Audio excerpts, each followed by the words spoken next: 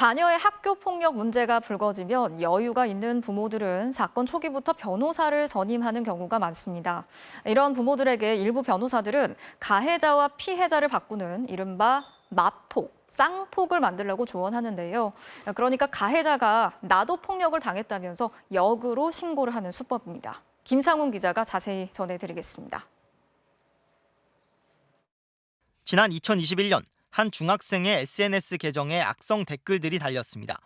그만 나대라, 여우짓 좀 그만해라, 추하다는 인신공격과 욕설들이었습니다.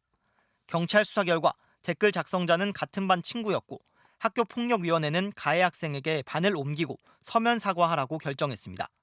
그런데 바로 다음 날 이 가해 학생은 오히려 피해 학생이 자신을 때린 적이 있고 학폭위 결과를 소문내 정신적 고통을 주고 있다고 학교 측에 신고했습니다. 나도 당한 적 있다고 신고하기, 이른바 마폭 또는 쌍폭 만들기로 불리는데 일부 변호사들의 수법으로 알려져 있습니다. 학폭위에서 굉장히 사건이 복잡하게 보이고 결국 양쪽이 다 잘못했네 이렇게 보면은 둘 다 처분을 낮추거나 아예 처분을 안 하는 경우도 있거든요. 다시 열린 학폭위는 악성 댓글 피해 학생도 반을 옮기고 서면 사과하라고 결정했습니다. 1년 넘게 법정 다툼까지 벌인 끝에야 법원은 이 마폭 신고 내용은 학교 폭력이 아니라고 판결했습니다.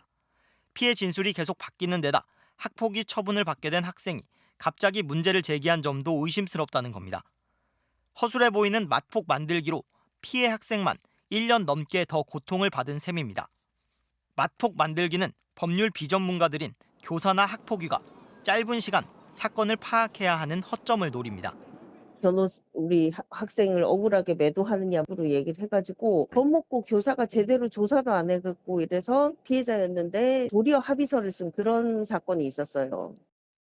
마폭 만들기 이후에는 정순신 변호사 아들의 학교폭력 사건 대응처럼 시간 끌기가 다음 수순입니다.